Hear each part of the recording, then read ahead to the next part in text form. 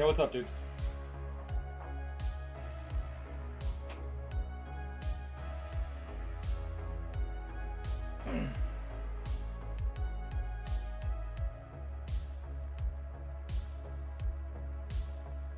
What's up?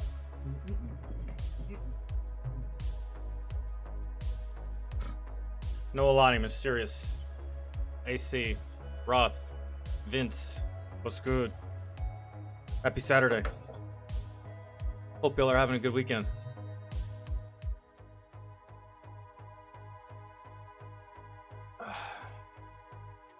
Alright. Hope y'all had a... If I haven't seen y'all at all this week, or talked to y'all, hopefully y'all have had a good week leading up to the weekend. Living in my basement.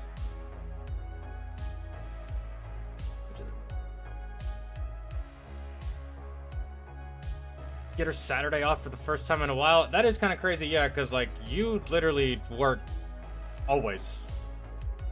Rough. Work like 1,000 hours a week, dude. It's wild. I need to check the Discord to yo dog. Get the fuck out of here. J Dog, what's good? Do y'all want to do that? Yeah. Let me check. I can pull it up on. I don't have my glasses on. I have to pull it up on this computer. No. I can do it here. Let me see. Somebody requested something in Variety, and that's what. Is that a patron or just normal? I think it's just normal. If you have a patron request, let me know.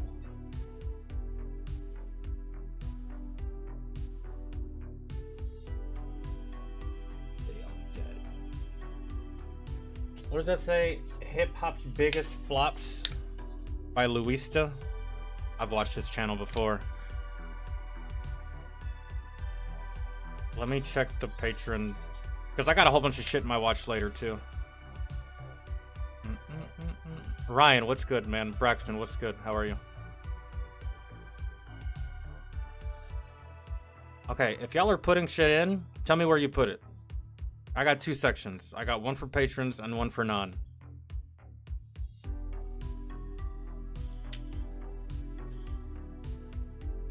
Yeah, we're gonna watch that video, Vince. I just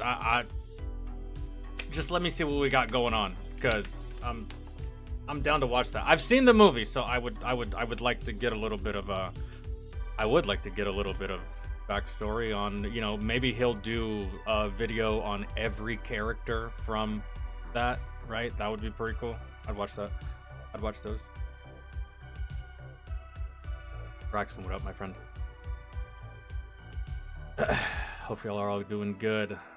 All right. Well, I kind of want to. Vince, give me a little bit, man. I kind of want to do some, before we get to like the documentary type stuff. I kind of want to do some fun stuff first. And I'm not saying that Fat Electrician's not fun, but like, you know what I mean. So, now let me check. Oh, these fucking ads. Your voice is hella annoying, girl. Oh my god. Oof. Fucking mute you.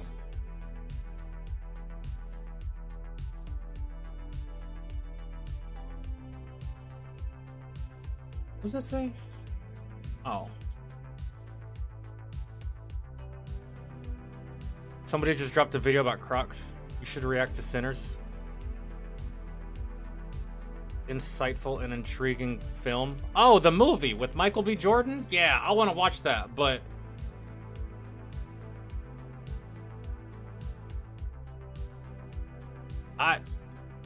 I'm gonna wait.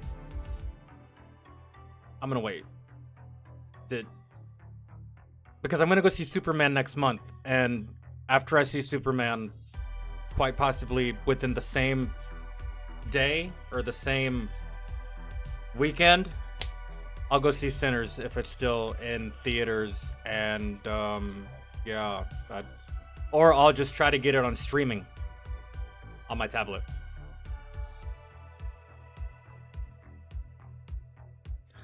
Djibouti dubs Batman.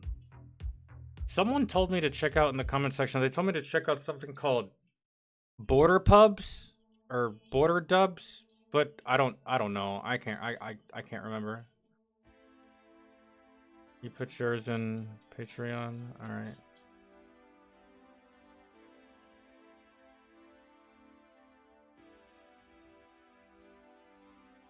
Go, guys. What is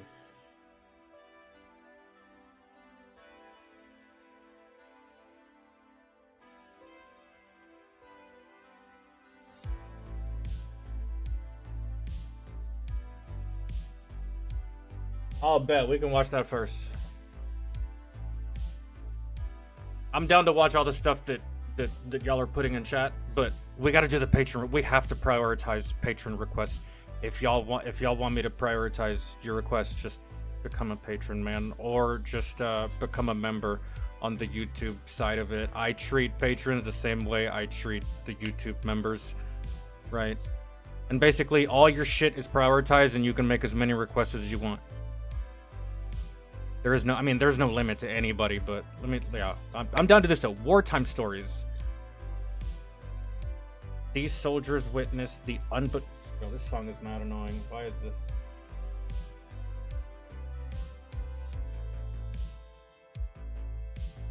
Yeah, I'm down.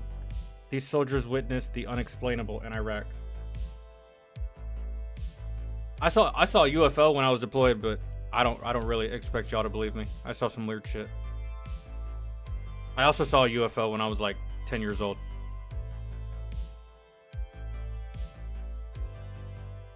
All right.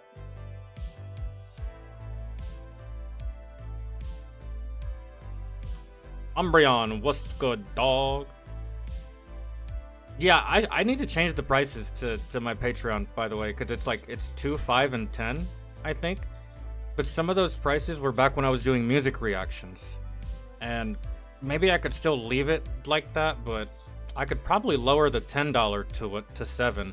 But I don't know if it lets me make that a price, like $7. I don't know, or to like $6. I don't fucking care. I haven't changed it because no one ever told me that it was like crazy expensive. So because no one's ever told me that, I'm just like, fuck it, it's fine where it is. And I only ever expect people to choose the $2 option. Prison. Cheat codes. First. Aim a red rover. Red lawnmower.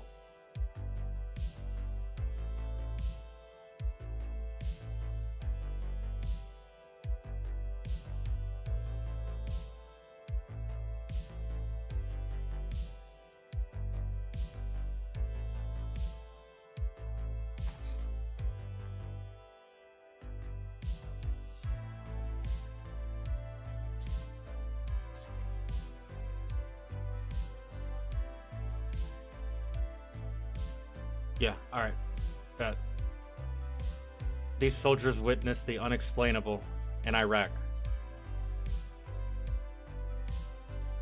I wish I could have gone to Iraq.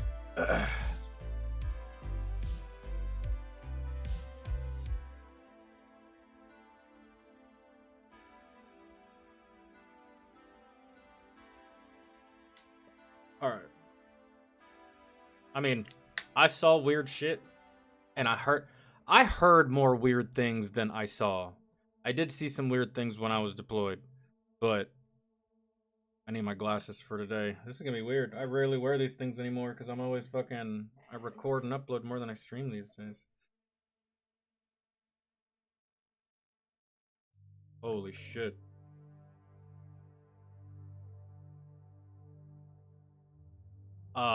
So let's see if this is stranger than the shit that I saw and heard. The creepiest shit I ever heard, man, was I'm Mindy, and I'd be on Tower Guard. And I'd be on Tower 4. And Tower 4 was the furthest tower away from the tents, the B-Dock, the ECPs. It was out in the middle of nowhere, man. Secluded from the rest of the other towers, right? Like all the other towers, they were somewhat a good distance away from one another, but it was just like tower, tower 1, tower 2, tower 3, and then all the way out here is tower motherfucking 4. Okay? You are by yourself, man. There's no one but you. That's it. And you have a buddy sometimes. But sometimes I was in that tower by my damn self. And I would hear things coming from the mountains because, like, here's my tower, right?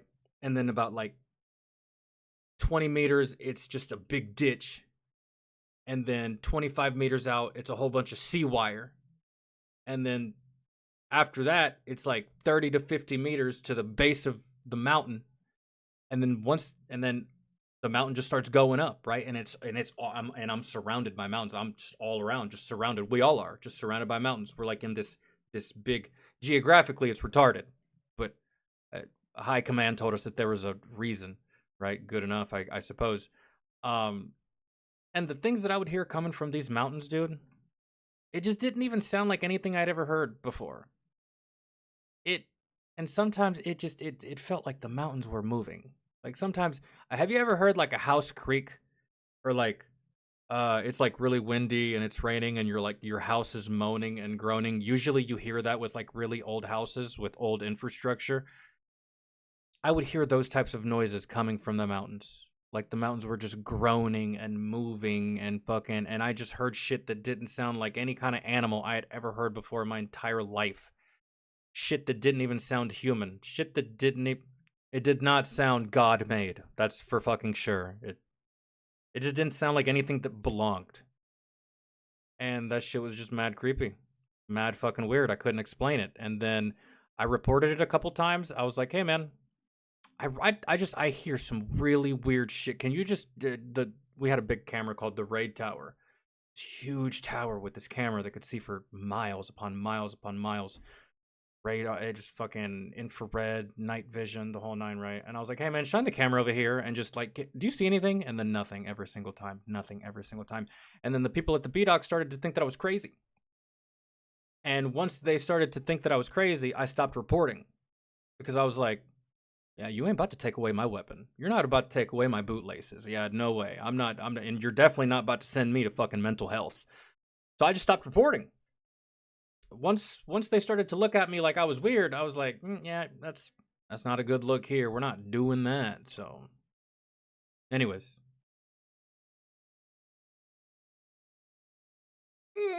Cat, what's good? How are you?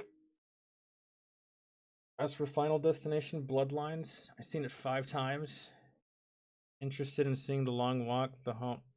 Is that Final Destination movie? That's the most recent one, right? And I haven't seen Final Destination for since Final Destination 2. Playing Delta Force? You're like the 3rd person that's told me that today. Everyone needs their Battlefield fix. So they're playing Delta Force because it's borderline the same fucking thing. And I think Delta Force just came out for console, which is great because I got tired of playing that shit on my tablet. And I'm not playing that shit on PC because I don't even think I could run it. Well, I could probably run it. I don't think I could stream it. Oh. Okay.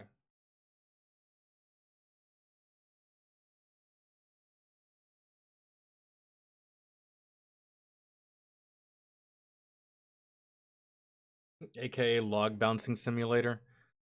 I swear they use that in almost all the movies. You get killed by a log, the truck, yeah, it's fucking. Okay, let's start it. Let's see what's I didn't really have to put At the time I enlisted, the bulk of my knowledge about the United States Marine Corps consisted almost entirely of what I learned from watching the movie Full Metal Jacket. All I knew was that being a Marine meant something. Yeah. I couldn't explain it, it just felt right. It wasn't until boot camp that I started to find out why that was. Since 1775, when a bunch of drunken hooligans in a Philadelphia bar called Tun Tavern came up with the idea The U.S. Marines have distinguished themselves in some of the world's most brutal conflicts, from the infamous World War I Battle of Bellewood, where their terrifying appearance during the gas attacks prompted the German soldiers to call them devil dogs, Yeah. to Guadalcanal, Peleliu, Iwo Jima, Okinawa, the Chosin Reservoir, and countless others that are now ingrained into Marine Corps history. When I enlisted, there was a more recent generation of war stories and heroes that were becoming the new legends. Guys with multiple back-to-back deployments to the Middle East after the War on Terror kicked off. That was me. Based on their ribbon stacks, many of them saw combat, and some were witness to the heaviest fighting in Afghanistan and Iraq. With the Iraq veterans in particular, two places come to mind: Fallujah and, perhaps even more brutal, the city of Ramadi. From 2004 to 2006, Ramadi would gain a reputation for being the deadliest city in Iraq. Over the course of two major battles against insurgents and dozens of smaller skirmishes, the city would claim the lives of at least 144 U.S. Army soldiers and Marines, with hundreds more wounded. At least 8 British soldiers and an unknown number of allied Iraqis would also be killed in the fighting. Combat vets don't usually brag about what they went through, at least the ones I've met. Maybe they're just wondering how they made it home alive. And in Ramadi, it's no wonder. The constant sniper attacks, IEDs, ambushes, fighting block by block, house by house. How many of us can say that we could handle that? Man. But this is Wartime Stories, where the story... I take these videos that have visual in the story for granted. Aren't just about combat, but about the strange things that are seen and heard in places where the ground is stained. I don't think I've ever reacted to a video where I'm literally just listening and not watching anything. A dark red color. If you were to ask the men in these following accounts, Ramadi wasn't just teeming with enemy insurgents, it was full of other things. Perhaps a few harmless ghosts, but quite possibly something much worse. Probably fucking jinns and mimics and shit. Probably. Some extra fucking paranormal shit. They really are probably just trying to chill, and there's a whole ass war going on right outside. So they're probably gonna fuck with you any chance they get. They're probably fucking with the locals too, not just the soldiers. This is the Smoke Pit, and these are true stories of strange things in Ramadi. Yeah, dude, I didn't train for that kind of shit. I'm sorry. I did not train for that.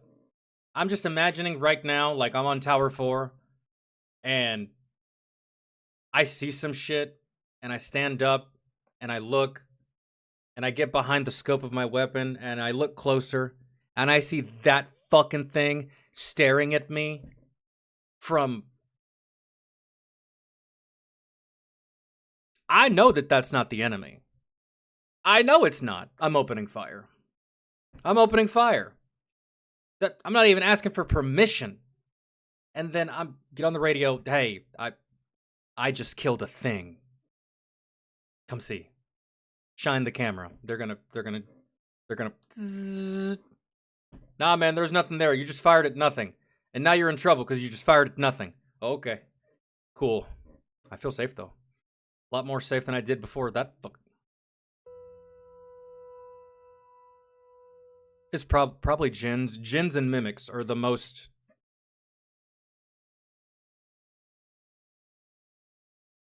Be slamming doors and... FanDuel's dropping profit boosts every college football... Yeah, good. Can't even begin to give a fuck. John, what's up, man? Hell Let Loose just announced a Vietnam game. Is that on console? To Michigan.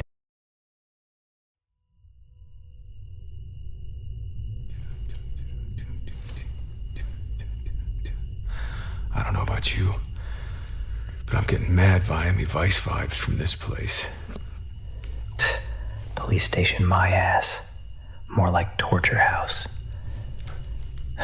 This place gives me the creeps, dude. Can you imagine if these walls could talk? This must be the place Saddam's Gestapo has you chained up before nobody ever hears from you again. Yeah, those showers were rough. Did you see what was on the walls? Like I said, this is some real sick shit. What the hell was that? The hell if I know. Speaking of walls talking. That was coming from the showers, right? Yeah, but it can't. We just cleared the entire floor. There's nobody back. Look, don't look at me. Ain't no way I'm going back there to check.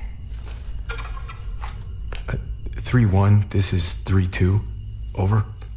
Like what is that? It sounds like an animal, but no. It sounds like a human, but not either. Not that either. I'm telling you, that's kind of the shit that I would hear coming from the mountains. Man, just very loud, piercing, just screeches, screams, sounds, just... It didn't sound like an animal, but it also didn't sound like a person, and it didn't have a rhyme or a reason or any kind of like, and it was just random. It didn't, I was like, if this is a person, why did they just stop screaming for 2 straight days and now they're screaming again? Right? They're like, there's no way. And if this animal is screaming like this animal's dying, but 3 days go by, I don't hear shit, and on that 4th day, I'm telling you, dude, like, there was just, Central traffic 3-2. Can we get any rovers sent over to our pause? Over.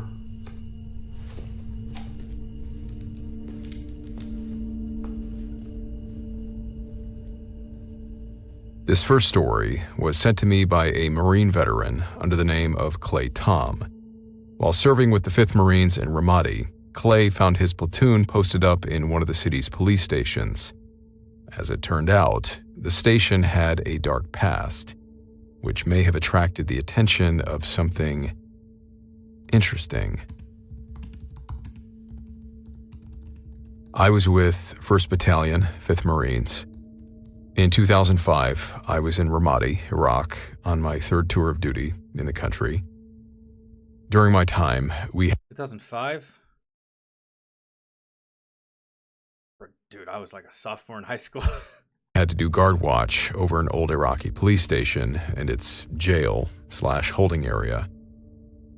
When you entered the main door of the jail, there was what I would describe as a 1970s-looking law enforcement booking office. You have a desk up against the wall, and to the left of the desk was a kind of holding chair with restraints and handcuffs on it. Tim, what's up, man? I appreciate you being here, dude. Hope you're having a good Saturday. Behind the desks, there were about 3 filing cabinets, a water cooler, and on the wall, an old corkboard with law enforcement bulletins and updates. So you exit the booking room, hook a right, and there was a long hallway. Everything in this place was painted in that odd industrial 1950s green-blue color. The hallway I mentioned was very long. Well, at least it feels that way looking back. Now, at the very end of this hallway, on the left side, there was a doorway.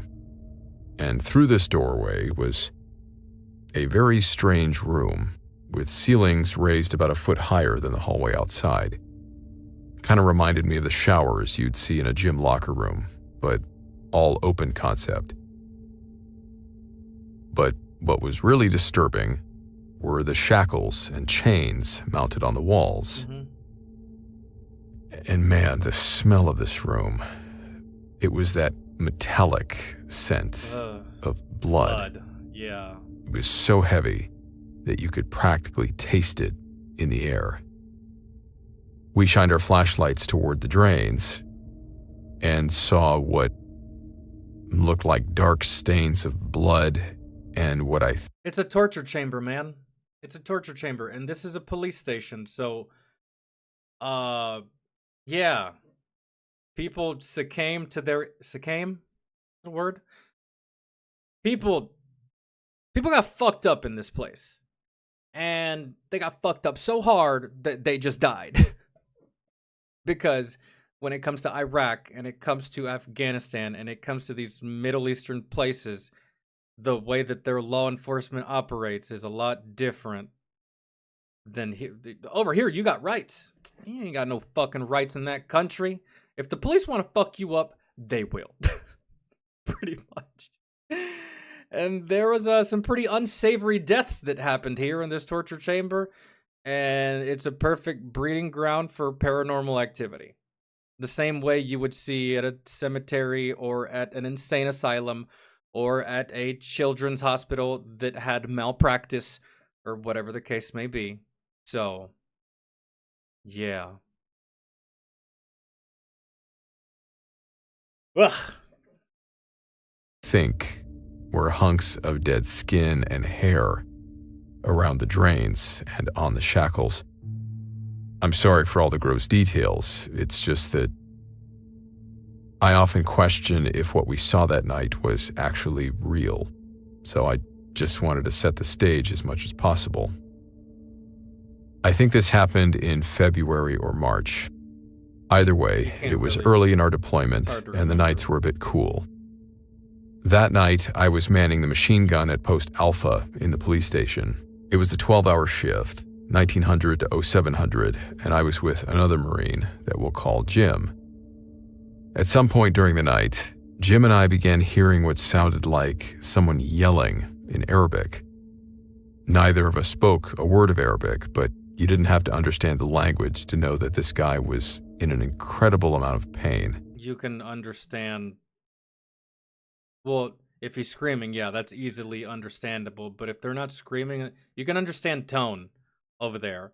When I was in that country, yeah, I didn't understand a lot of what they said, but I could understand their tone. I could understand the way they were. I could tell if they were happy. I could tell if they were mad. I could tell if they were just being friendly. I could tell if they were annoyed that day just off of how they spoke. I didn't have to know the language. You could hear the gargling of his words. Like he's being decapitated? He was choking on his own blood. Well, I mean, yeah, that also happens. Okay, yeah. We were a bit freaked out, so we called for some of our rovers to come over. To our surprise, it was a sergeant and our lieutenant that responded. Why? We told the LT about the screaming, which had been continuous until just moments before the sergeant and LT had arrived. They probably thought at that point we were hearing things, and for at least a moment, I did think I was going crazy. But lo and behold, the screaming started again. I remember our lieutenant actually jumped at the sound and was like, "What the hell was that?" Jim and I told him that that's what we've been hearing. So the lieutenant picks me to go with him and do a sweep of the building. Before the lieutenant and I went into the station, Jim, being voluntold fucking blows, tosses me his Benelli 12-gauge shotgun, which was a far better weapon in close quarters. Yes. I double-check it's got a round in the chamber, and off we go. I'm the first one in, flashlight on as we clear the main booking area before making our way down towards this long hallway that leads towards the shower. That's when it happened. As soon as my flashlight hit that doorway leading into the showers, it's like you could feel the air change. It's hard to describe it. It was more than just something you could feel, not like walking into a cold room. I sensed it. It was visceral. It was as if my whole body knew that something was off. The lieutenant was right behind me, and as we moved down this hallway and stack up on the door, I turn around and I look at his face, and I could tell pale. He must be feeling the exact same thing that I am. Of course, I had to lead the way into this shower room since I had the shotgun, so I take a deep breath and make entry. Let's go. The showers were about 30 feet long by 10 feet wide, kind of this long, narrow room with a high ceiling. I'm sweeping the room with my flashlight on the shotgun, and when I hit the far corner in the back, that's when I see it. 2 large red eyes floating in the dark, at least 8 feet off the ground. All I can remember is that they gave the impression of being dog-like. But just that, a distinct pair of eyes floating in the air toward the back of the showers. That, and I noticed that even though I was shining my flashlight directly at the spot where the eyes were, it was like the light beam couldn't penetrate an area of darkness around the eyes. So... And that's how dark it used to be in Afghanistan. I used to... Oh, man. If you didn't have a flashlight, you were gonna run into some shit until you... And it took a while to get acclimated. That's how pitch dark black. Man, you put your hand up front of your face, you still can't even see your hand. Dude. And in this situation, brother, sir, we weren't trained for this. We're outgunned, we're outnumbered. What do you mean outgunned and outnumbered? Sir, look at us, look at that. I'm fucking out, man. No. Matter of fact, let's go back to the enemy, those people that we got into a firefight with earlier, and ask for their help. Because, nah. Imagine that. I will ask help from the enemy for this type of shit. But you know what? I don't even want to do anything here. I can just... The hairs are standing up on the back of my neck. Dude, I would be out of here so fast. As fast as I came in. It was like something was there. This solid black mass that was darker than everything around it. But it was pitch dark. And as all of these alarm bells are going off in my brain, I swear I heard it breathe and kind of snort. I felt it too. The room itself was ice cold, and suddenly there was this warm, wet kind of breath hitting us. So everything in me is now screaming, "Get the hell out of here." I have never been so scared. I mutter to the lieutenant that we have to get the hell out of this room, and I hear him start to slowly back toward the door. Didn't say a word, just started backing up. You don't have to, yeah, I feel And that's when I knew that clearly he can see this thing too. Yes. I start to follow him, and I'm just staring at this thing the whole time, trying... Don't take your eyes off it. Don't take your eyes off it. You take your eyes off this thing, it's gone. And not like leaving, I mean like gone in your motherfucking direction. Not to blink. And almost unconsciously, I hear myself start praying to Jesus to protect me. We exit the shower. Something that... And start moving toward the front of the station to exit the building. You know how afraid you have to be to start praying to God in a combat zone? As any branch, Marine, Army, Navy, Air Force, like, you know how scared you have to be to start praying? Because, like, dude, I was in some pretty hairy-ass situations when I was deployed, and at no moment did I start to pray. At no moment did I feel like I had to. Because I was like, we got this shit. These motherfuckers garbage, right? Like, at no moment did I feel like I had to be like, God, this is it. Not even when I got hit with that IED. At no moment did I start to be like, oh, please, save me here. Nope. You know how afraid you gotta be?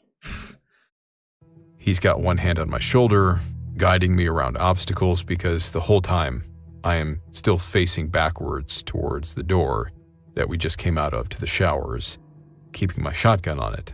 I fully expected that thing to come out and rush us. Thankfully, it didn't, and we made it outside the station. Why are y'all still in this station?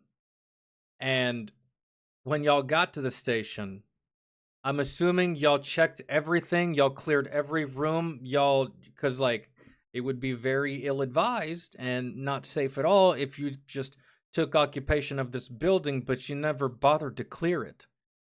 And not just because of stuff like this, but because of possible hidden enemies. They're just chilling. They're chilling here. You didn't do your due diligence. They come out. They shoot you in the back, right? So I'm just gonna give y'all the benefit of the doubt and say that y'all did clear this shit, but like obviously on the first clear, y'all didn't see this fucking thing. So naturally, you felt comfortable, and then you heard this thing. And hopefully now y'all leave, right? But it's up to the chain of command. I mean, you have a lieutenant here, but he can't make crazy decisions like that. This is up to the commander, first sergeant. Quite possibly whatever colonel is in the AO. So When we got out of there and returned to Post Alpha, the lieutenant turned to me with this funny look on his face and he said, no one's gonna "What the hell believe us. was that?" I shook my head and I told him I wasn't sure. No one's gonna believe you. Well, I thought I knew what it was, but I definitely wasn't about to tell this lieutenant that. Because you don't want to seem fucking crazy. That's the worst part about being a soldier in some of these situations is like, yo, even if your instincts and even if your gut is telling you, and even if all signs in your head are telling you, like, dog, it's exactly what you think it is, you're not going to say that because the last thing you want to look like in the armed forces is fucking crazy. I thought we had just seen a literal demon. Yeah. He got quiet for a minute. He seemed to be thinking something over, and then he told me to do something that I thought was kind of strange. He said that I needed to report back and say that the building was clear and that we weren't able to find the source of the screams. I didn't really see any reason to argue, so I did what he said. I sent up the report. I went back to my position and told Jim what happened. Now, why would he want to report back and say that there was nothing? Probably because of what I just said.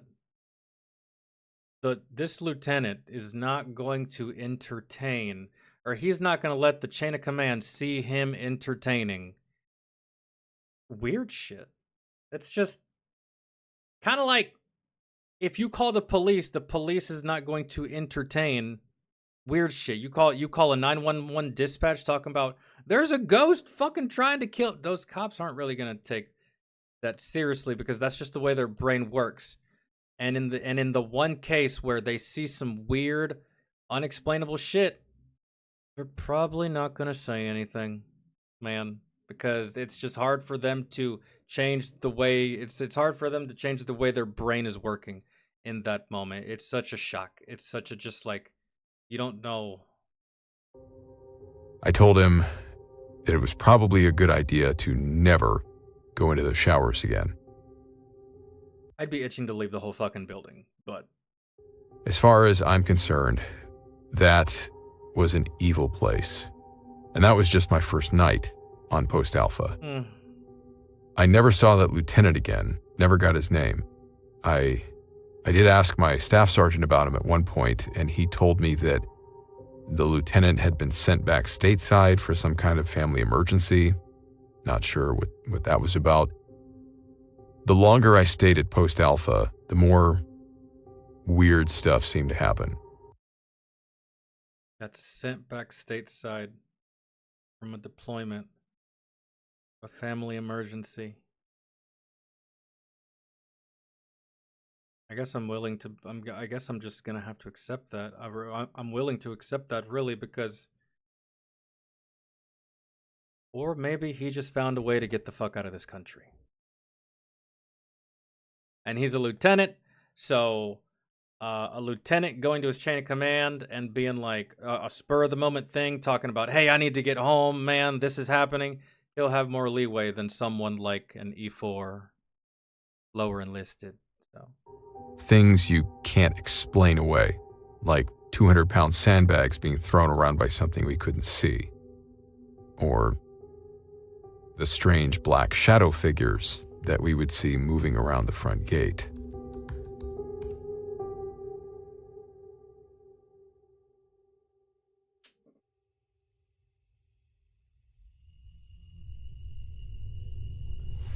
So, that wasn't you? Oh, man. I've been here watching the street. What happened? The door slammed shut on its own?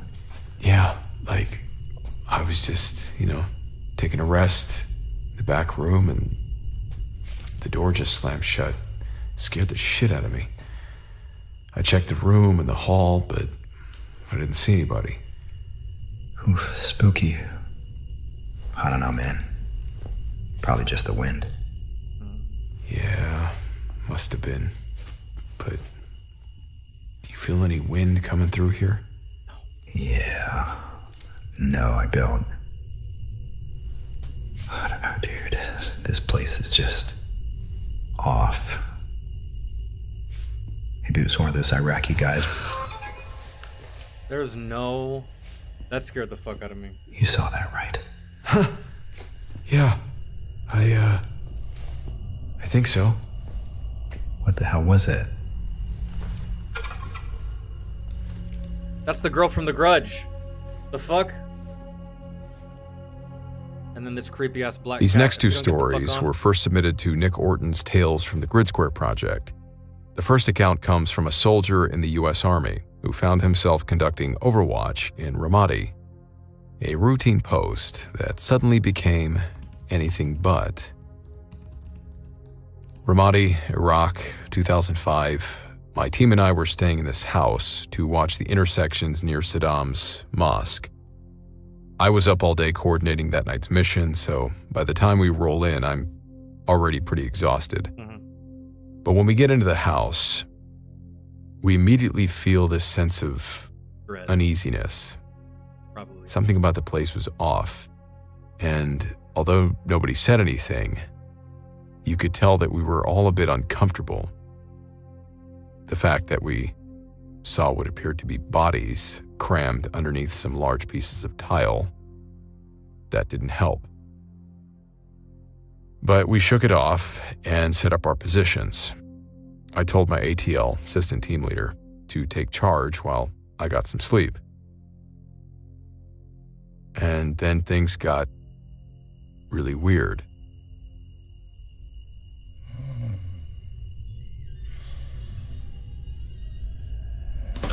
Shit.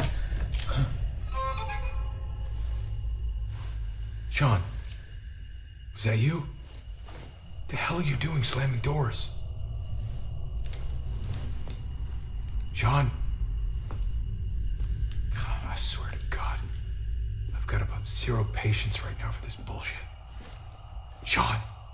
I had zero Sean, patience where are on you? day one. Hello? Sean?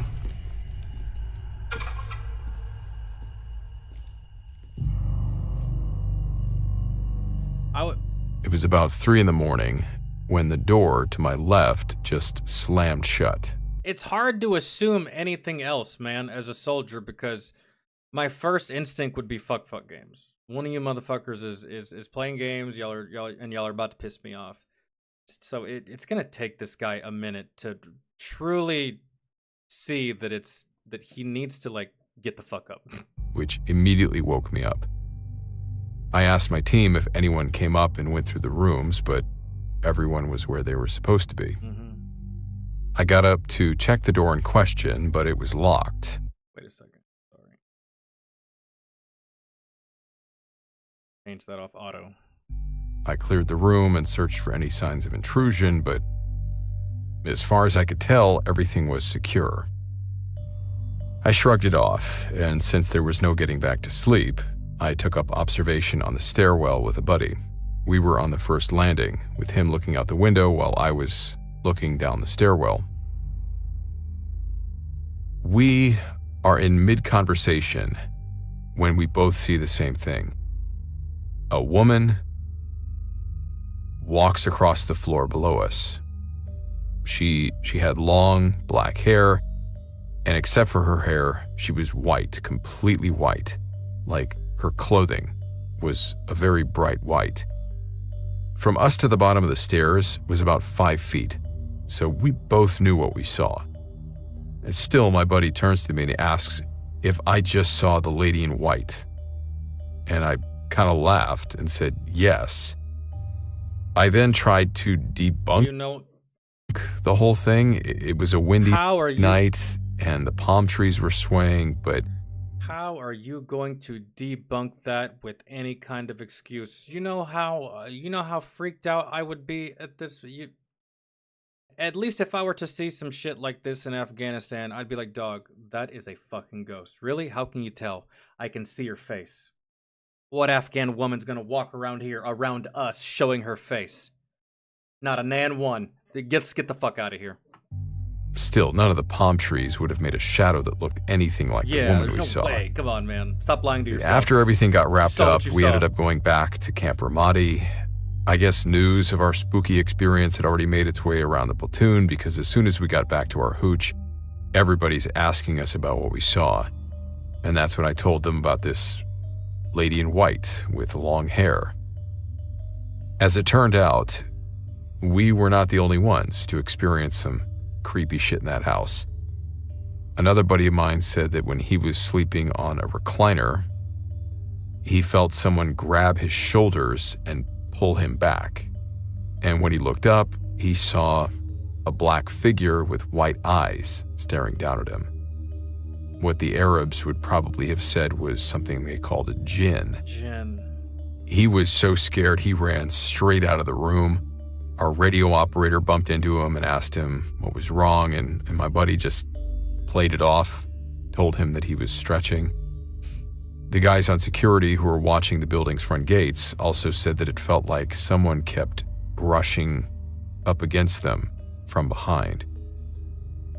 I can't help but think about the bodies we saw buried under broken tiles. Some really terrible things must have happened in that house. Yeah.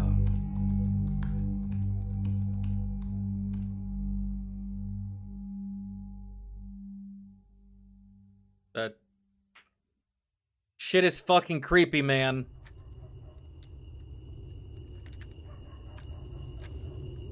One Vic approaching. Out of all the places that we've seen so far, this right here is where I would feel the most comfortable. I know that you're secure inside that house, but if we're talking about paranormal, if we're talking about jinns, if we're talking about mimics, if we're talking about demons and ghosts, out in the open is where I prefer to be. I don't want to be in a confined space. I don't want to be in close quarters. I don't want to fucking... Ooh. From the west. Looks like a white sedan. And away it goes. Talk about a quiet night. Quiet for Iraq standards, anyway. Guys, I'm gonna go take a piss. Now there's something to remember. The time we had to low crawl 10 meters just to take a piss. A Marine buddy once told me that they had 4 guys crammed into a porta-john, all pissing at the same time. Man, leave it to the Marines to make it a competition. Right, and leave it up to them to fucking try that. Like... Speaking of competition, I bet I've still got the biggest... Oh, shit. What's the matter? You get it caught in your zipper? Worse. I think we're compromised. What? How? There's a kid out there. A kid? Yeah, just came out of nowhere.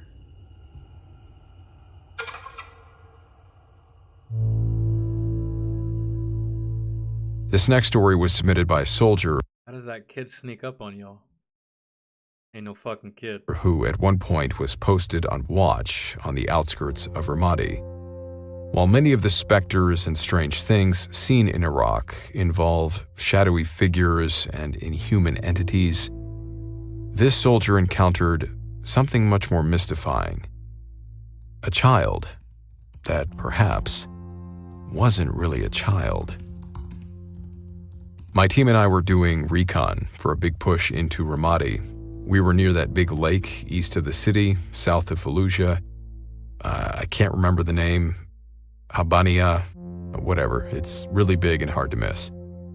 Anyways, it's nighttime and we're posted up about 700 yards from the highway, observing movements and such. It was quiet, well, about as quiet as Iraq got at the time. So my buddy crawls away to take a piss while the rest of us are keeping an eye out. He was mumbling some joke about his large wang and he suddenly stops. I remember I found it weird, the way he stopped mid-sentence. So I said, "What, you get it caught in your zipper?" I know damn well that our pants are button flies, but I said what I said.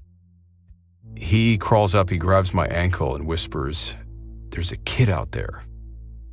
I didn't believe him until I look. And this kid is just standing out there in the moonlight, clear as day. I radio over to my team leader. I think our cover is blown. I tell him what's going on, and he's like, does he know you're there? And I'm like, This shit gives me such fucking ugh. One time, man, on ECP2, I was in a truck, and this truck didn't turn on, it didn't start, you couldn't drive it nowhere. It was just there with a gun. It was just a stationary truck that went no fucking where. The only thing that it had was a 50 cal on it with 2 soldiers in it. And the ECP is to our right, and if anyone were to come in, they'd have to drive through the Serpentine, and when they're driving through the Serpentine, they pass us, right? And on the other side of where this car would be passing, there's a HESCO barriers, right? And the HESCOs have sea wire, and then on the other side of these HESCOs is just land, and then Afghani houses, just like huts, there where they live, right? And it's like stretched out, and like some of these places have bullet holes, some of these places have been destroyed, but people still live in here, I think, right?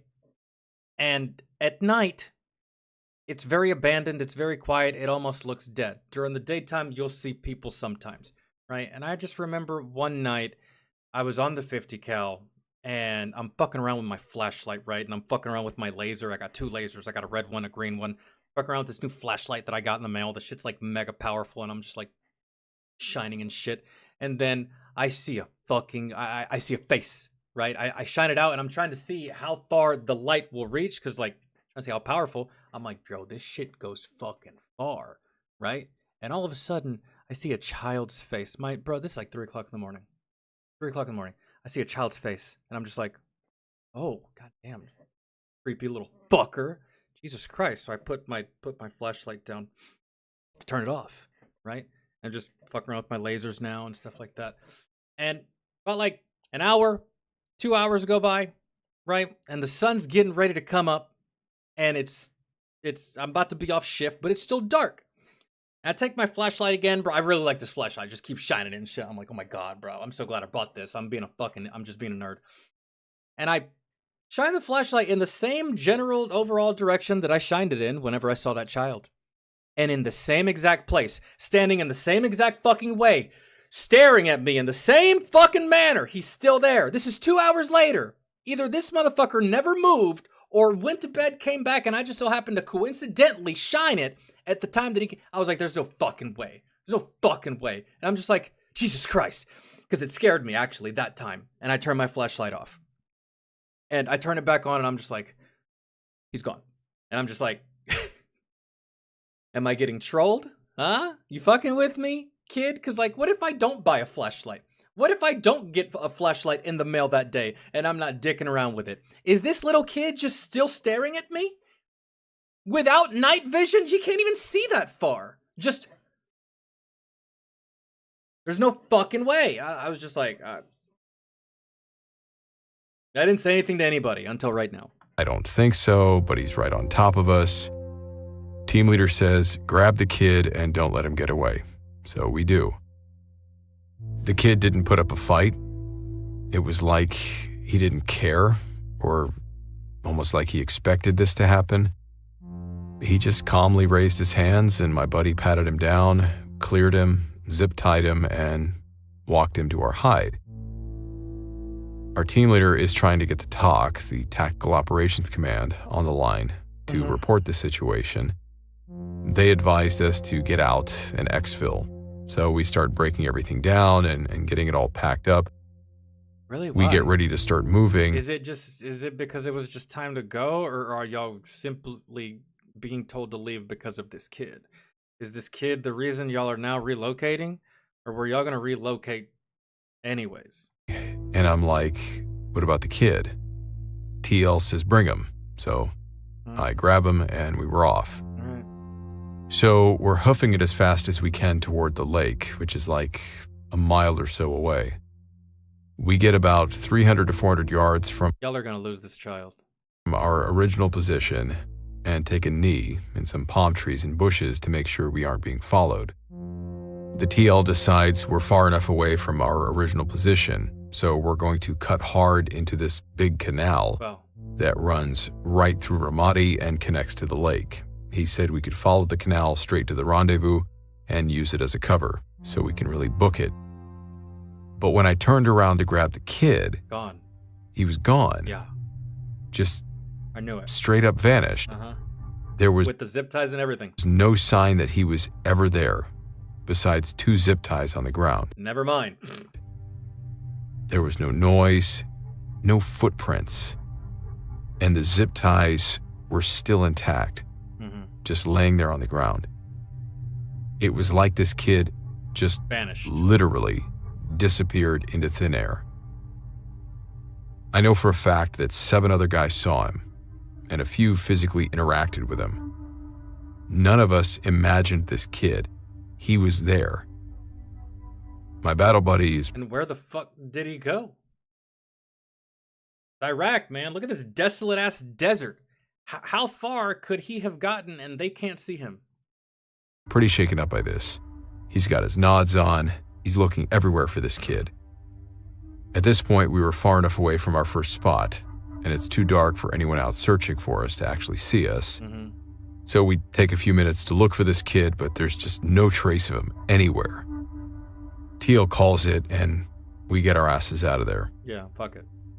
When we got back to camp, we were talking about what we saw. What really freaked us out was the zip ties still being intact. If the kid wasn't actually there, how the hell did the zip ties get to where we were, let alone still be connected in one piece? You're asking the right questions. I was so close to him that if he tried to wriggle his way out of them, I definitely would have hurt him. As we're talking about this, one of the S2 intel guys overhears us. He walks over and says, "That sounds like a djinn." And we're all like, "What the hell is a djinn?" Oh, brother. Your worst And he says, nightmare. "You know, the genie from Aladdin, that's a djinn." Yeah, but they're so... Being the smartasses we were, we told him that none of us had rubbed a lamp.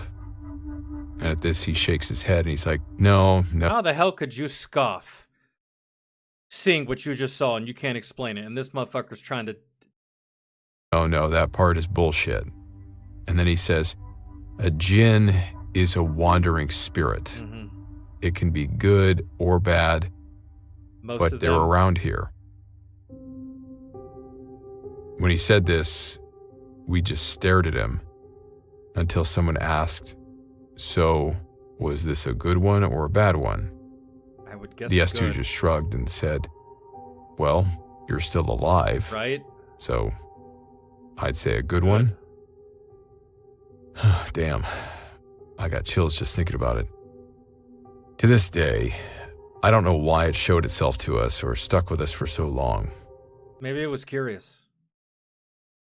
You know? Maybe it got bored. Maybe it just wanted to hang around. Yes, I don't fucking know, man. But I do remember the S2 guy saying that the good ones protect and the bad ones kill. So maybe in this moment, there was a bad djinn that was getting ready to either quite possibly fuck on y'all or harass you. And this little child walked up and was like, "Nah, I got y'all.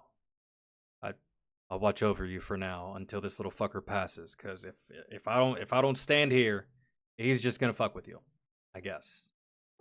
Or something along those lines.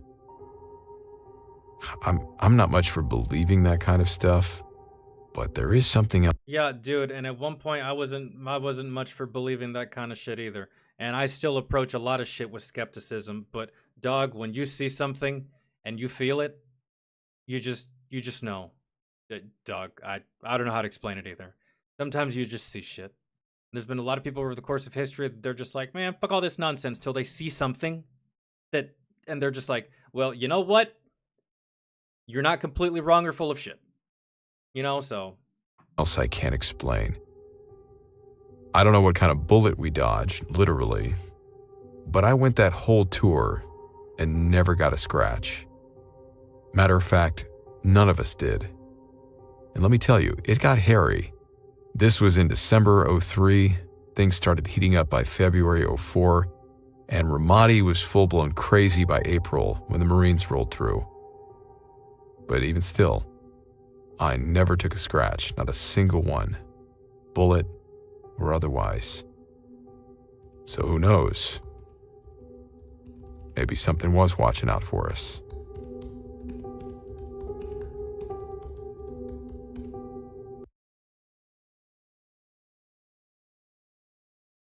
Nothing was watching out for me. I'll tell you that. Except for myself and my battle buddies. Oh, is that it? Okay.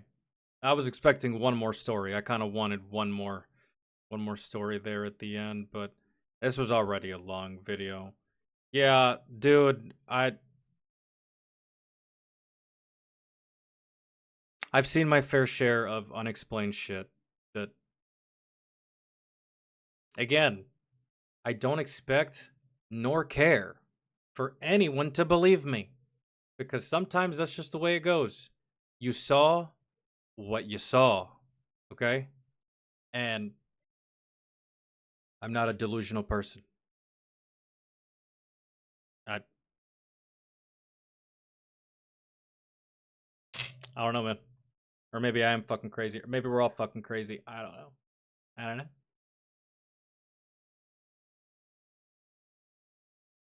I was gonna read the comments. Hold on.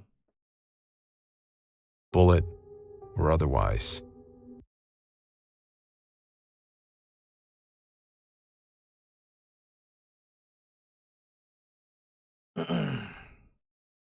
Let's see.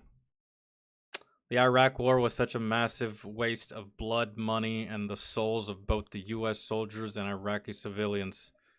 What a waste. Maybe those responsible for the horrors will be met with justice, and may those who deserve peace find eternal rest.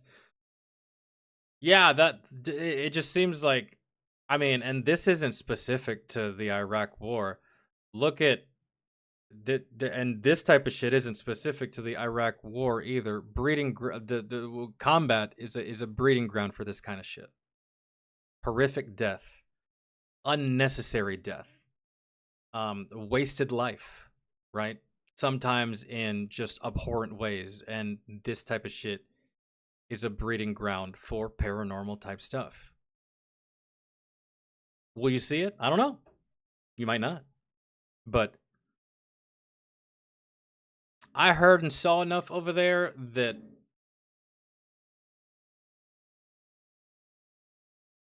I was deployed in 2008 to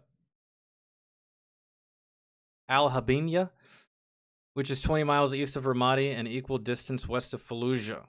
We did go to Ramadi a few times, and that city just had a very odd and heavy feel to it. Even a couple years after the worst of the fighting. Glad I'm not the only one who got odd vibes. Yeah. The strangest shit I ever felt was on... The strangest shit I ever felt and I ever heard and I ever saw was my first deployment. Not so much my second deployment, but my first. Man, those mountains, they talked. They talked, man. They moved. They made sounds. They groaned. They moaned. They got pissed off. Like, it's just... And I was so happy when we left that first fob, because we only spent 6 months there, right? And then we got replaced because we were moving to a different part of Afghanistan, and we got replaced by a unit from the 101st Airborne. And God have mercy on their fucking souls, because they did not have a good time after they replaced us. It was just... And the reason for us leaving was the reason for us leaving was High Command said they wanted both battalions in the same area of Afghanistan, because for a time, 1st Battalion was in a completely different part of Afghanistan than 2nd Battalion. And, like, there was a big fucking distance between us. And so High Command said that they wanted our battalion in the same AO as 2nd Bat, right? They wanted 2nd Bat in the same AO as 1st Bat. So they did that. So we spent 6 months at Fob Joyce. And those 6 months that I spent there, I heard and saw some of the weirdest fucking things that I just couldn't explain. And I stopped reporting, and I would just ask some of my friends, and they would corroborate some of the same stuff, man. And I'm telling you, man, sometimes I was in that tower by my fucking self, and I just, for like 2-3 straight hours, the hair would be standing up on the back of my neck. And I couldn't even explain why. I felt uneasy. I felt on edge. I felt irritated for no fucking reason. And I know some might say, oh, that's because you're deployed. That's because, like, you're in a combat environment and stuff like that. No, man. Once I got used to war, I was used to war. I didn't even blink at that shit anymore. There was just sometimes, man, I was in that tower and I was scared. I was scared, dude. And I was like, this is kind of crazy because, you know, we just had people shoot at us a little while ago, and, like, I wasn't afraid at all. And I just hiked up to the top of that fucking mountain yesterday, and I could have fallen off at any point, which I did trip and fall, but wasn't afraid. And any other time that I'm outside of this tower, I'm not afraid, but when I step foot in this bitch, it's just like,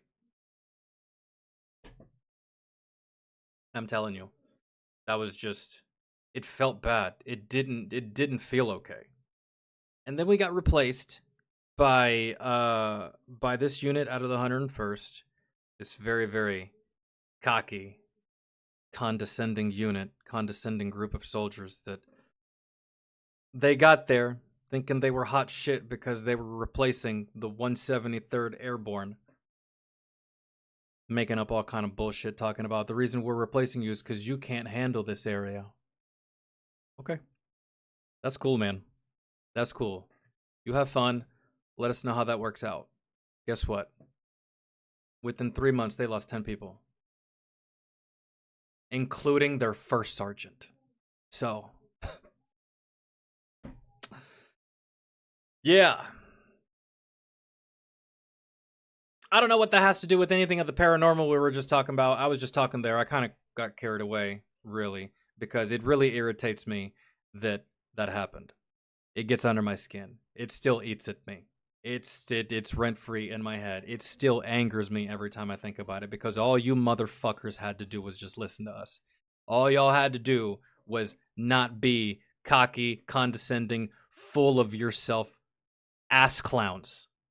And instead, you decide to shit on every single piece of advice, tip,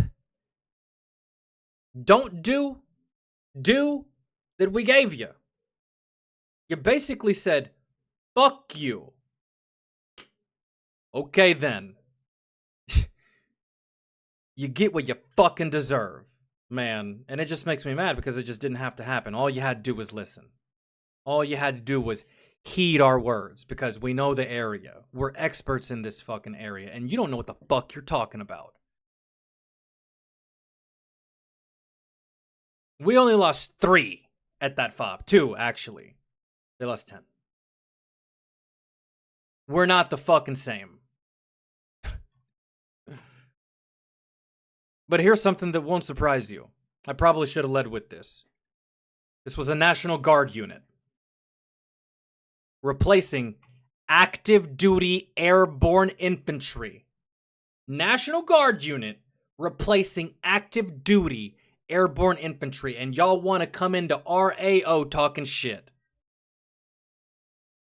Whatever happens to you, happens to you. And guess what? It happened to them. In not a good way. God, it annoys me. Dude, it really just...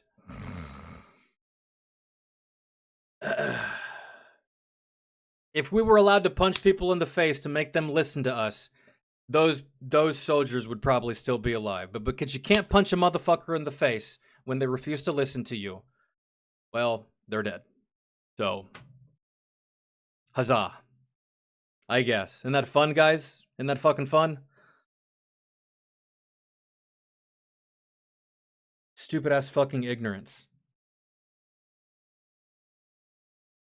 I can't stand it. Deborah, hi, how are you? Yo, there is a video by Angry Cops too that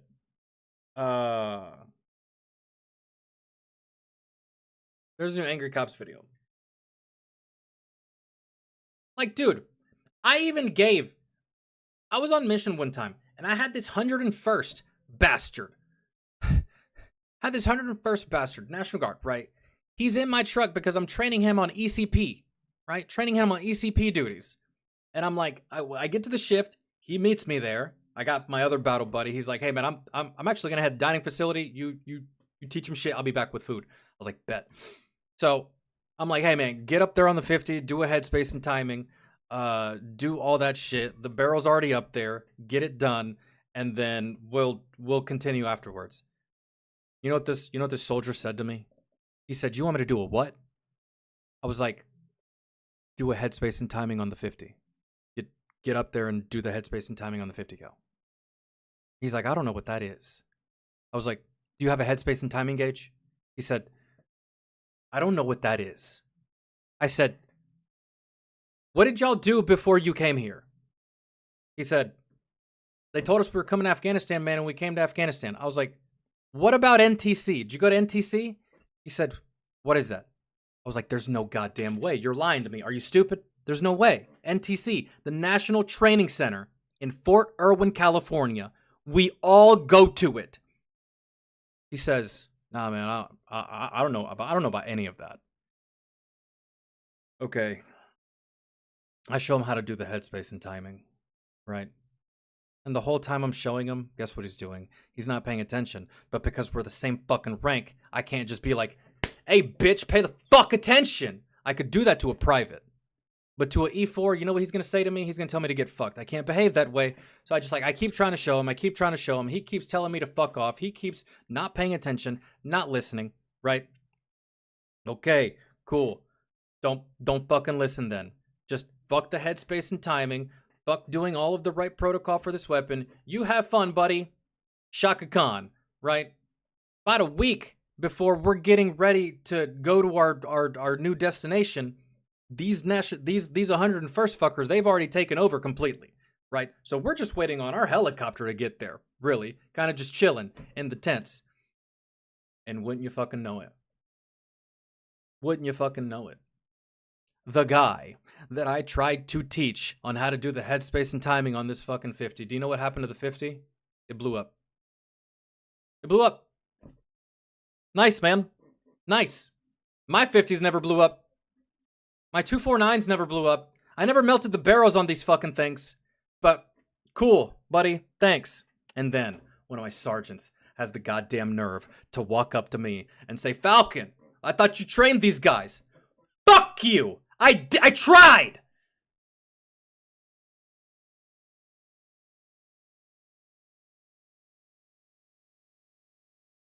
Sorry. I'm done. That's it.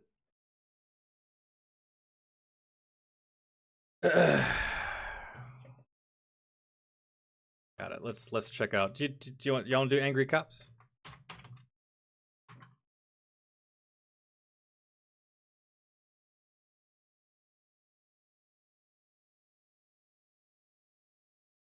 Chinese Navy ships wreck one another in huge crash. Good God. Oh my God. Yo, that's a direct collision. Did y'all not see it?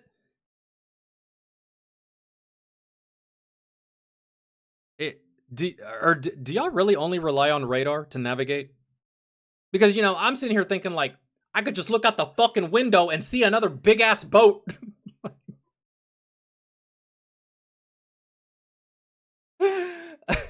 Okay. All right. We're checking it. Oh, wait.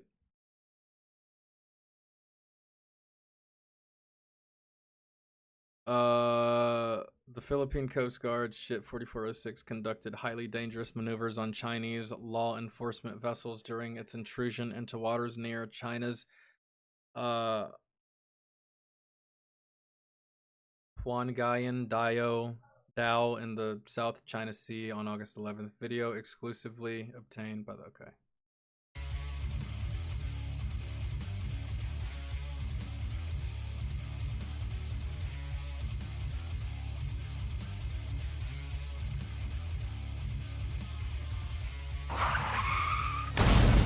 Oh my god, where'd you come from? You know, it's a negative stereotype to say that Asian people can't drive. How much signal I need to cut across 8 lane? But the Chinese Navy and Coast Guard sure are trying their darndest to live up to the— Hey man, at least Chinese drivers, they have an excuse. It's only a couple fucking lanes, if not just 2. Y'all have the whole goddamn ocean. I don't even understand. You got the whole fucking ocean. That's like planes crashing into one another. You got the whole fucking sky. Isn't that crazy? the hype. I turn now. Good luck, everybody else. Because the Chinese— To be fair, Karen also drives like that, so... Chinese Navy destroyer and a Chinese Coast Guard cutter decided to play bumper cars and ram one another. What are y'all doing? As they chased a Coast Guard cutter from the Philippines around the Scarborough Shoals. Shit, I can't say it fast enough. Scarborough Shoals. Scarborough Shoals. Shoals. Say that. I can't even get it 3 times. Now we'll dive a little bit deeper onto how this happened in China and the South China Sea, pissing everybody off. But first, a word from this video's sponsor, Fume. The flavor to air category is quickly becoming the favorite. Well, I mean, it's a good thing that this was just amongst yourselves and amongst Philippine vessels, and y'all actually didn't cause damage to an American vessel. Because y'all know how emotional we get about our boats, okay? And you never want to see America emotional about boats. Because if we're emotional, we're going to make sure that everyone else also is not happy. Right? That's how we are. China Sea, just a freaking mess is the best way that you can absolutely describe it. For at least the past 2 decades, really kicking off 2 decades ago. The CCP has been pushing boundaries in the South China Sea. They're building man-made islands. They're just going around and navigating in international waters, trying to ram people or run them off, use their Coast Guard water cannons to flood and harass other military ships, especially those from the Philippines. So it's no— Oh, okay, yeah. So this has actually been ongoing. If y'all scroll back in my videos about, like, I wouldn't recommend it, that's a lot of scrolling. But like a couple of months, you'll see where we covered a video by Angry Cops where China's just being irritating in this regard. They're being hella fucking annoying. They're being nuisances. They're being that one dog at the dog park that is just bullying all the other fucking smaller dogs. And it's just like, okay, man, okay, keep doing that, because one day a really, really big fucking Doberman or a pit bull is gonna show up and he's gonna back your ass down, and then you're gonna play the fucking victim talking about, oh, you have such a heavy hand, America. All right, man. Surprised that China's doing what China does and trying to piss off the Philippines more and more by going extremely close to Filipino territory. Or maybe the Philippines will just finally have enough of it and fuck you up. Y'all ever seen that little chihuahua that backs down a golden retriever that got too ballsy? I've seen it. I've seen chihuahuas back down other dogs before because their attitude is huge, right? And some big dogs don't know that they're big, so they see a chihuahua and they're just like, oh shit, bro, he's serious. God damn, let me back up a little bit. Fuck. So, all right, man, y'all keep being annoying. Y'all keep being annoying. How long y'all reckon that's gonna last? All right, man, because I know that once upon a time Hitler got really, really annoying. And we dick slapped him into oblivion. So, I mean, okay. And being in international waters while they harass the Philippine Navy. While 2 Chinese ships, a Coast Guard ship and a Chinese destroyer, were chasing and flailing around and trying to play bumper boats with a Filipino Coast Guard ship, well, one interdicted the other and they smashed into one another looking like a bunch of assholes. Trying to play bumper boats with a Filipino Coast Guard ship. Well, one interdicted the other and they smashed into one another looking like a bunch.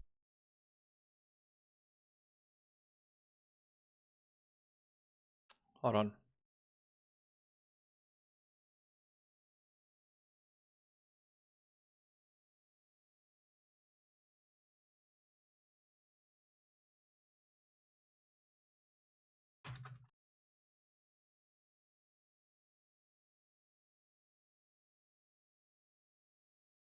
Yo, right here. Michael Vick is the Philippines, and the Defenders is China. Watch this. Watch. Michael Vick is the Philippines. China is the Vikings.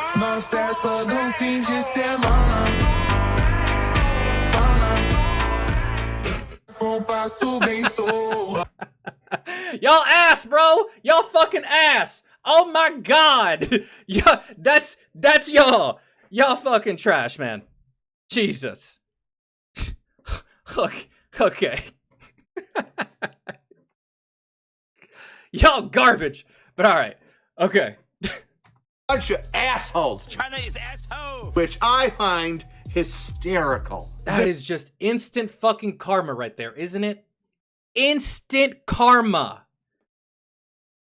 Damage to these ships, I would say, are substantial. I'll buff out. I mean, first of all, that Chinese destroyer sure has one heck of a hole in its hull. Good lord. Bother. Holy ho, Batman. That's not gonna buff out. And let's take a look over here at the Chinese Coast Guard's cutter. The front of that cutter looks like a freaking tinfoil hat. Because y'all were being ass clowns and y'all were being bullies. Oh my god, this is just so fucking poetic. You couldn't write this. Well, Hollywood can't because y'all fucking garbage. But you can't write this. This is just so beautiful. Like that guy that was running his mouth saying the N-word and just gets dicked on by a can of Twisted Tea. It just doesn't get better than that, man. It just doesn't. You're being fucking idiots. You get what you fucking deserve. What you deserve. Oh my god. Everyone point and laugh at the Chinese Navy right now. Point and laugh. Oh, it's what you deserve. Just decided to mush the tip down on. Kind of looks like one of those Tom and Jerry cartoons where Tom the cat runs into a wall or some sort of iron and then his face just gets flattened and he's like, yeah. Now we're lucky enough to have this entire thing on video and you can see the Chinese Coast Guard ship trying to use their water cannon to harass the Filipino ship. And then out of nowhere, as the Chinese Coast Guard cutter gets closer to the ass end of the Filipino ship, boom, comes that Chinese destroyer to just boom. Just cut him off at the knees and take both ships out. And let me tell you, these ships are not going to be like, "'Tis but a scratch." No. The Chinese Navy destroyers, Yo, look at that. You got it. That's going to be out of commission for months, man. Months. If not, maybe you can do this in weeks. I don't know. But look at the guy at top. Look at the guy up top. Look at him. Hey, my man, what are you doing? Are you just assessing the damage? Like, you're looking at the damage, looking at the Filipino ship, looking at the damage, looking at the Filipino ship, and you're just like, God damn it. Keep talking shit. Keep talking shit. Wait till I get this shit fixed. Wait till I get it. Keep talking shit. Fuck you. Yeah. Be mad. Be mad. Stay mad. Oh my goodness, this is just so, it's so good.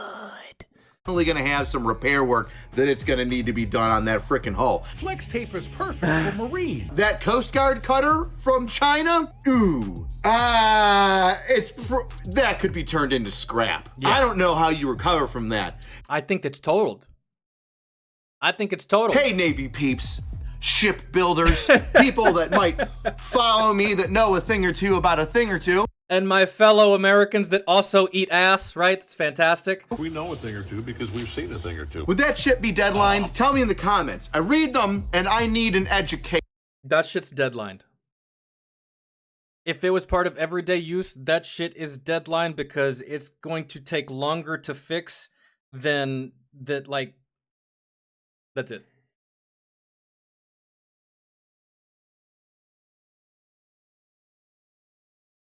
If it costs more money to fix than it does to get a brand new vessel, it's deadlined as fuck. But let's let the engineers give. Because, well, obviously, from a ground pounder, shipbuilding isn't my forte. So please doodly doot in the comments down there, because I think that that ship is deadlined. Unless you could just plasma cut the front of it off and then JB weld some other frick. I don't think it works like that, man. The way that these ships are built, everything's connected. If you lose structural integrity in one place, the whole thing loses structural integrity, man. Not to mention, this is out of commission. This is gonna be in the shipyard getting fixed for months, man. That's a deadline. If you could get it fixed and have it back out on the water tomorrow, you're good. But in my opinion, that's nose on the front of it. Flex tape's powerful adhesive hold the boat together. I don't know if that's possible. I'm sure it is, but is it worth it? I don't know. How much of the rest of the ship is buckled and bent and jacked up because of that collision? I would love to know. yeah. Now, Yeah, one part fucks up it all. Yeah, that's. Side note, yes, the collisions are hysterical and we're constantly messing with the Philippines, but there's a little bit more to this story, which I found interesting. Do you know where the Scarborough Shoals are? I didn't know where the Scarborough Shoals are until I looked on a map.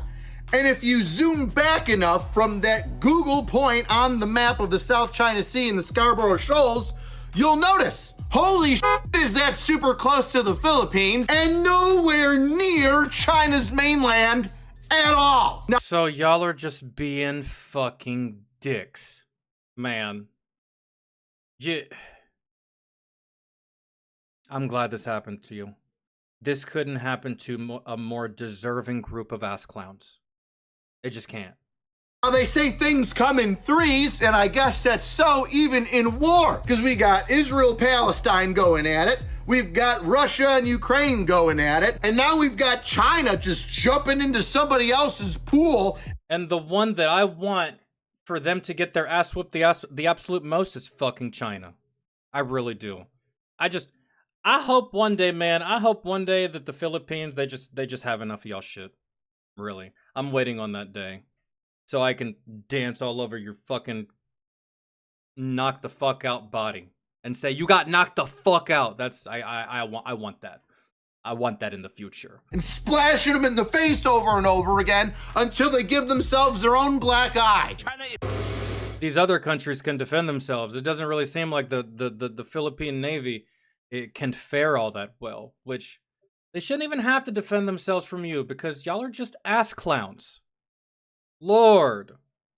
I don't even know the distance from the Scarborough Shoals to, like, one of the Chinese man-made islands in the South China Sea. Editor, can you Google that? Are you able to Googleize that and just get... Nah, Tim, the only reason people say that the world laughs at us is because the world is intimidated by us. So their coping mechanism for being intimidated is to point, laugh, and talk shit. When in all reality, Tim, we could take on every single fucking country in the world all at once. We could 1v the world and win, but we won't, and we're not going to, because we're good goddamn people. We really could take over the world if we wanted to, and there wouldn't be a damn thing that anyone would be able to do about it, right? They could shoot off nuclear weapons, but that's mutually assured destruction, right? So it's just, that's why they do it, Tim. They just do it to talk shit. It's a coping mechanism, right? Kind of like when you tell a girl, no, I don't want to sleep with you, and then she calls you an incel, and she says you got a little dick and shit. That's just cope, bro. It's just cope. That's it. At the end of the day. If it like, hey, it's like this many miles, this many nautical miles, and this many American miles, boy, I sure would find that interesting. And then I'd also like to know just exactly how far the Scarborough Shoals are from mainland China. What is the distance there? Significant? Far as fuck. One would say so. Now let's compare how far the Scarborough Shoals are from China, this number here, to the Philippines. Oh, wouldn't you know, that. Yeah. That is a significantly smaller number than... Which, what does that mean, ladies and gentlemen? That means that China is going 400-something plus miles out of their way to be the world's biggest douchebags. Good God, China. Y'all are like all of these alpha male fuckboys on goddamn YouTube. Jesus Christ. Insufferable lil dick fuckers trying to impose your will on someone smaller. Cringe. My God. And that one. Another thing that I find extremely interesting. China I don't find it interesting. I find it pathetic as shit. Is blaming the Philippines for the incident. And now you want to play straight up fucking Karen about it. Right? China, of course. It's in your nature to become a fucking victim whenever you do something fucking stupid. This is on par. This is not out of character for you, so I shouldn't even get that mad. It was you. Talk about gaslighting. Yeah. It's your fault the two of our Yeah. ships crashed into one another after they were chasing one of your ships. Yeah. Philippines. There are news articles out there. You're just a pussy. That's it. But you're not gonna say that. I'll say it for you.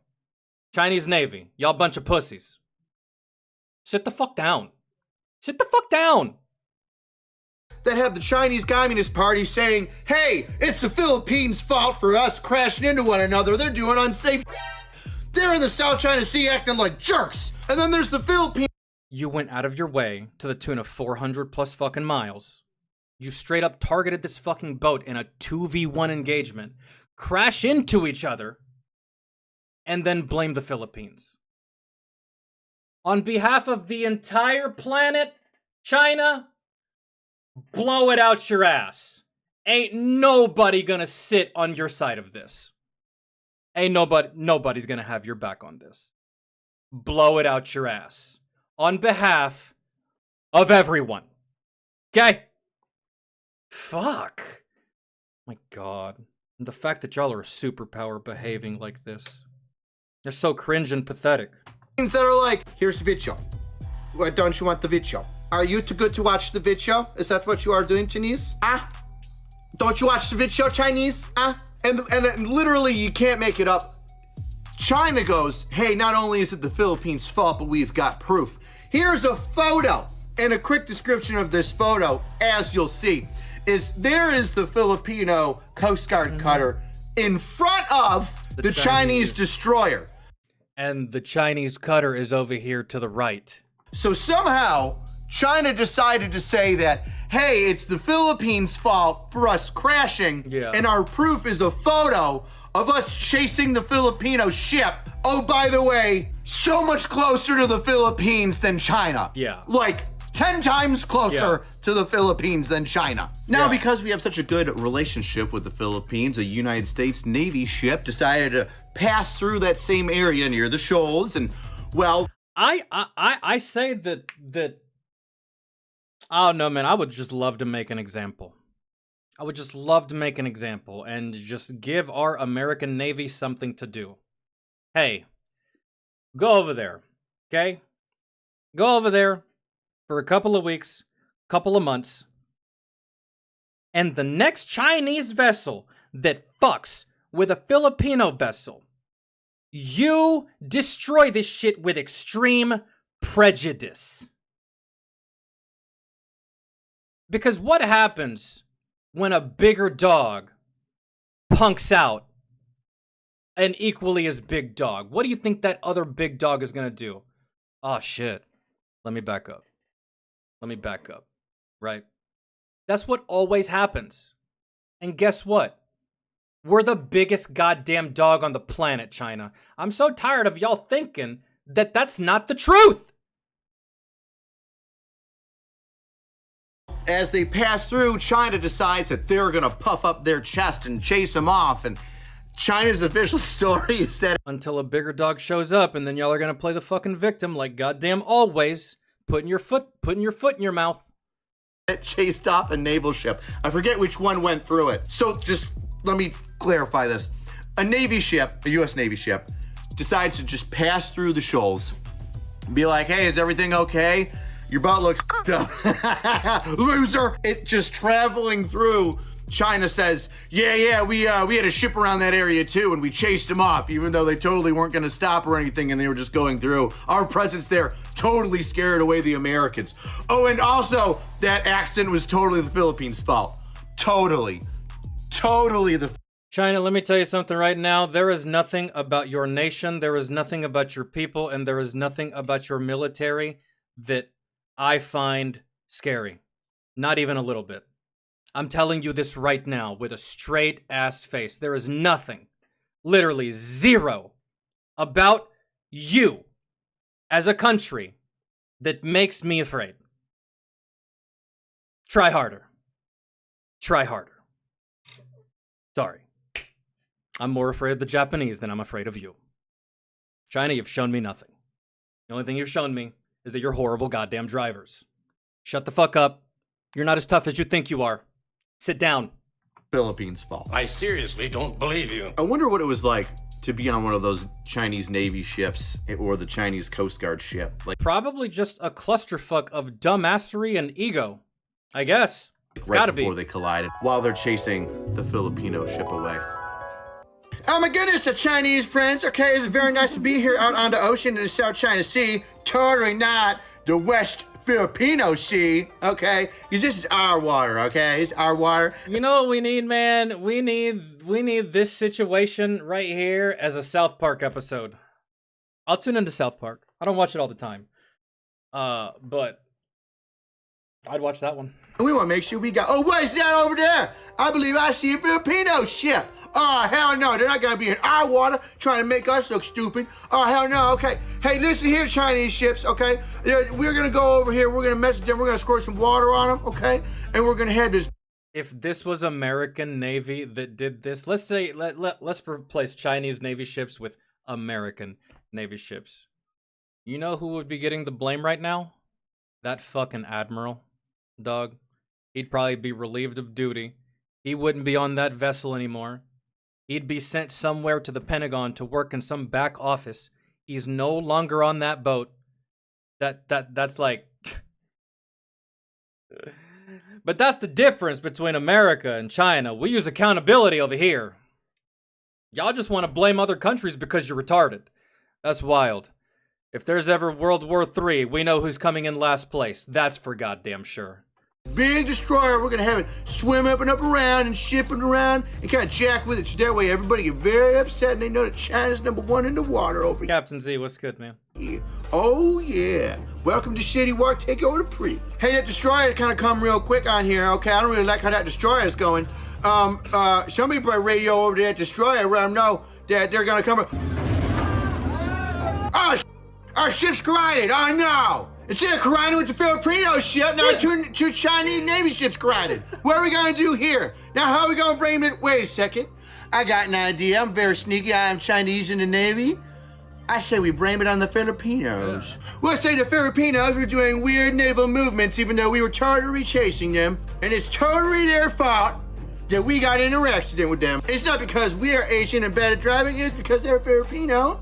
And they are in our waters illegally. Quickly. No, it's not that y'all are bad at driving, China. I'm gonna go ahead and take that back. Y'all are bad at whatever the fuck that was. So let's just say that that was a combat situation. Let's just say that right there was war. Y'all fucking suck. Y'all ain't bad drivers. Y'all are bad soldiers. Y'all fucking suck. Y'all are bad. Y'all are dog water. Y'all are shite. Not bad drivers. Okay? There you go. I feel like that's a compliment.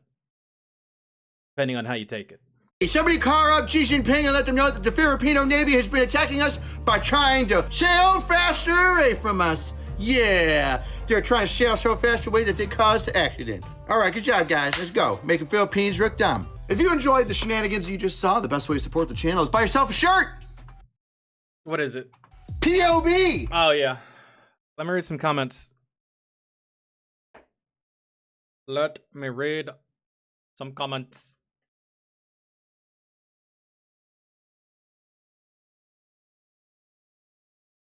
As a Filipino, I am thankful for the Chinese Navy protecting us from the Chinese Coast Guard.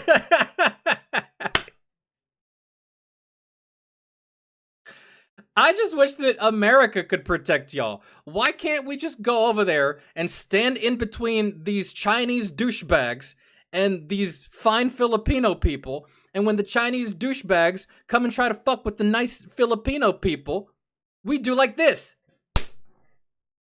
You want another one? Are you good? You good off that one? I think you've had enough, right? Yeah? No? Again? Cause we can get hella motherfucking proportional around here if you want. Again? Yeah? No? Okay, that's what I thought. Shut the fuck up. Go away. I wish that could happen. I wish we could just sit a motherfucker down and just be like, get the fuck out. We run this bitch. Do you understand? You understand? You know, he a little slow, right? But he got it now. He's been served. Now he knows that Jay runs this bitch, right? And now he about to bounce. Right? And then China responds with, is this your boy? Is this your boy? Yeah, we rep the same smart tech. We'll both mash you. You just got fucked up with him. What did I do? Don't fucking matter. You just got fucked up with him. Both of you got. Aim high, Willis. Aim high. That's basically what just happened right there. For real. Y'all ever seen the movie 40-Year-Old Virgin? That's what that is. If y'all weren't catching it.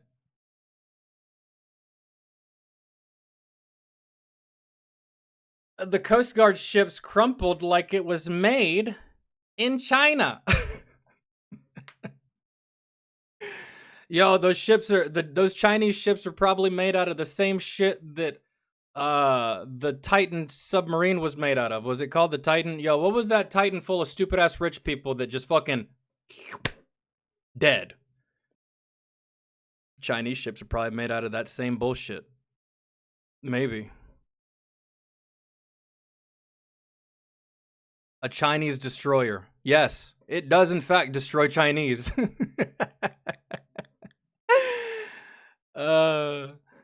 Sailor who's done a lot of maintenance here. The Chinese destroyer will need extensive repairs but should be able to return to service. The Coast Guard cutter is most likely a write-off. It would probably be cheaper to build a new ship than repair that kind of damage. That is kind of what I was thinking too. It just really depends on the vessel, its usefulness, the damage, and its purpose. Because if it's super important, then yeah, repairs on this thing will probably go hella fast, even if they're catastrophic. I would like to. It just depends on what that vessel is being used for. As a naval enthusiast, America doesn't write off ships with that level of damage, but pretty much every other navy in the world does. The USS Samuel B. Roberts had to have an entire new front built and transplanted after hitting an Iranian sea mine. And the USS Wisconsin famously had to have the canceled Iowa-class battleship USS Kentucky's front end transplanted after a run-in with the USS Eaton in low visibility, which is why USS Wisconsin's nickname, Whiskey, is supposed to have the K capitalized. It's to pay homage to Kentucky's generous donation. Yo, that is dope. I'm glad I just learned that. I probably won't remember that a year from now, but if I ever hear it again, it'll, you know? Katai, what's good? Aluminum? Nah, they were probably using bullshit like carbon fiber.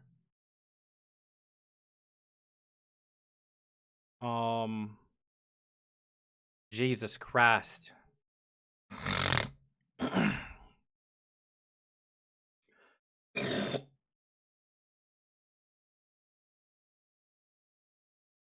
They tried really hard to be aggressive, yet somehow became a laughingstock. I feel like they were a laughingstock before this. They've been a laughingstock to me for a fucking while.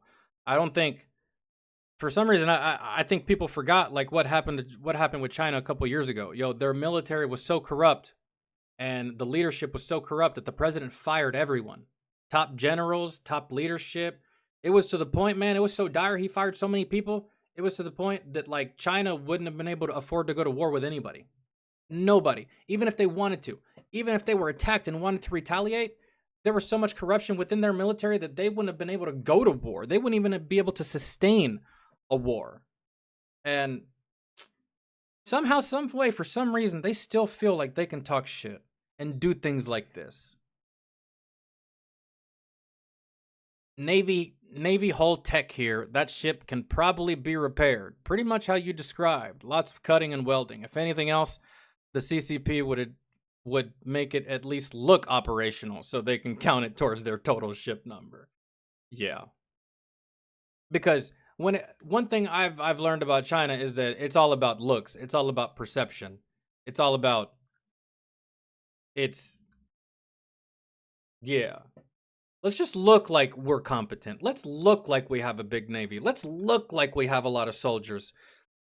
And I'm telling you, the second they try to do anything, the true colors shine. True colors shine. You motherfuckers have been faking it this whole time, huh? Fake it till you make it. That's Chinese military right there.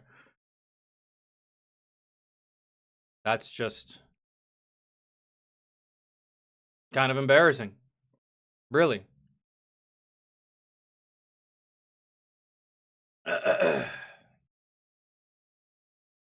All right. Let me check my watch later. Because if we watch anything else, it's gonna be that. I'm not gonna do another long video. We'll save that for tomorrow or for actually, you know what? I may just fucking alright, trying to think of what I want to record. So this is what I had in mind as far as recorded videos. Right? Gen Z should be ashamed. She was very upset, which is a long text thread of like this crazy girl. Cracker Barrel backfire goes nuclear. When disrespecting your opponent goes too far. Alpha Man threatens my life for exposing his dark past. King Azuli. That was from like a day ago. I'm down to record that.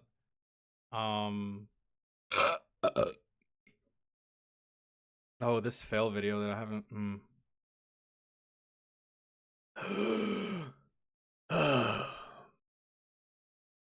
Any music streams in the future? Matter of fact, instead of going live tomorrow on this, Vince, on the next YouTube stream, we're gonna run some Fat Electrician. I think I might just like start doing Fat Electrician Fridays. Would that be suitable for y'all? Because it's not just Vince here that likes Fat Electrician videos. I think I can just start doing like a Fat Electrician Friday.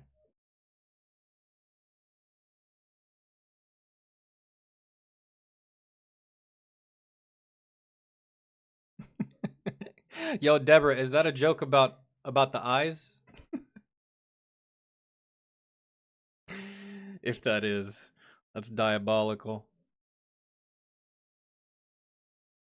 Yeah, so instead of just going live tomorrow on YouTube, we'll just go live on Twitch. We'll do some music tomorrow on Twitch if y'all want. And then for the rest of the evening, I'm going to record some videos. So I might record this Ben Azuli video and then maybe some Cracker Barrel. Maybe this one. These were relatively short. I don't know. But that will be the end for today's stream, guys. Thank you so much for hanging out with me. Thank you so much for chilling. For those of you that were here at the beginning and you're still here now, I appreciate you the most, man. Thank you so much.